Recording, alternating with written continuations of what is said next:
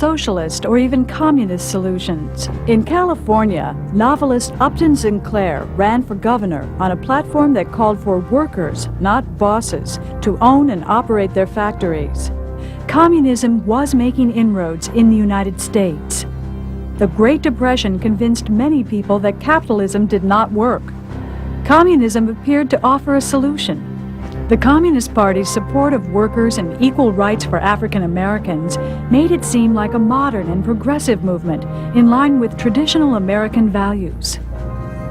The Communist Party attracted a wide variety of Americans, ranging from high school and college students to Southern sharecroppers, from steel workers and electricians to social reformers and intellectuals. Why, the Communists asked, should businesses be privately owned?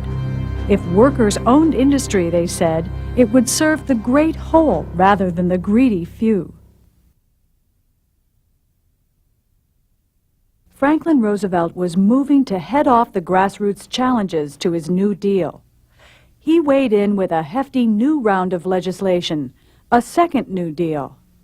High atop the agenda stood his Emergency Relief Appropriation Act to get people back to work.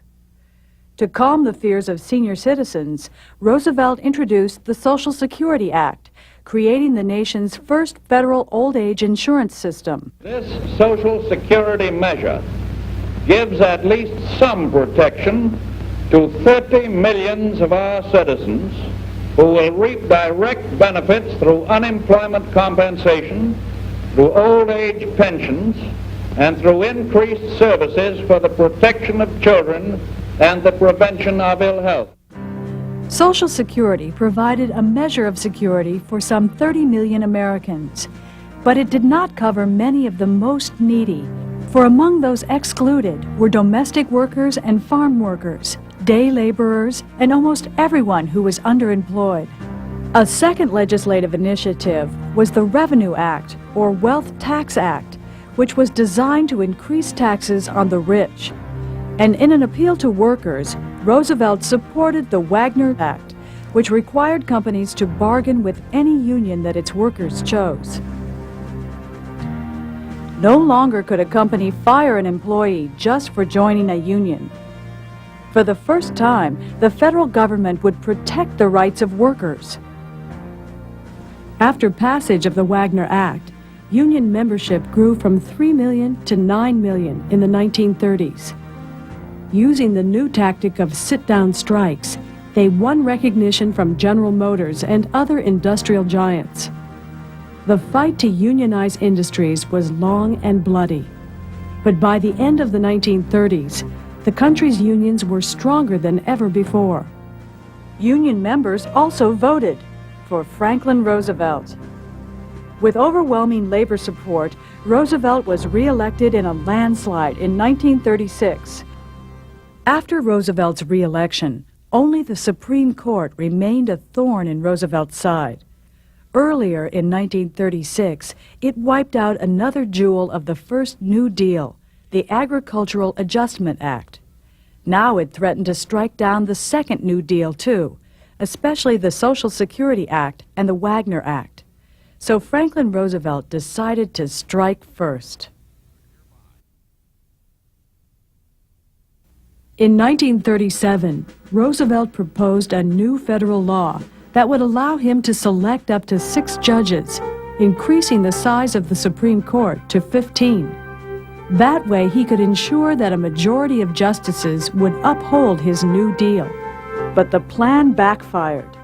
Americans condemned the idea of overturning a constitutional tradition like the 9-man court. Critics compared Roosevelt to Hitler and Mussolini, who were busily destroying their own national constitutions.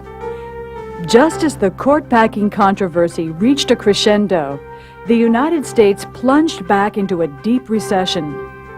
Between Labor Day and New Year's, 2 million Americans lost their jobs. By the following March, the number would top 4 million. Industrial production plummeted faster than at any time in our history, the Great Crash included. What had gone wrong? Just before this new crash, Roosevelt had decided the economy was healthy enough that he could start to balance the federal budget. But with the new crisis, he shifted course again. Abandoning a balanced budget, Roosevelt decided to prime the pump, as he called it, by stimulating the sluggish economy with a quick injection of federal cash into public works projects. Deficit spending, that is, the government spending more money than it took in, helped snap the recession in 1938. That same year, Congress passed the Fair Labor Standards Act, which created a national minimum wage. During World War II, federal spending skyrocketed from $9 billion to almost $100 billion a year. The war put the United States economy back on its feet. So deficit spending became one of the major legacies of the New Deal. The Second World War would solidify many of the political reforms of the Great Depression and a vast expansion in the size and the role of the federal government. Before 1932, the federal government had little impact on the lives of ordinary Americans. After the New Deal, it affected people's lives in a wide variety of ways. While economic crises in Europe gave rise to dictators like Adolf Hitler in Germany and Benito Mussolini in Italy, in the United States, the Great Depression strengthened democracy and drew more people into political action. In World War II, democracy and fascism would clash in a deadly struggle that would engulf the world.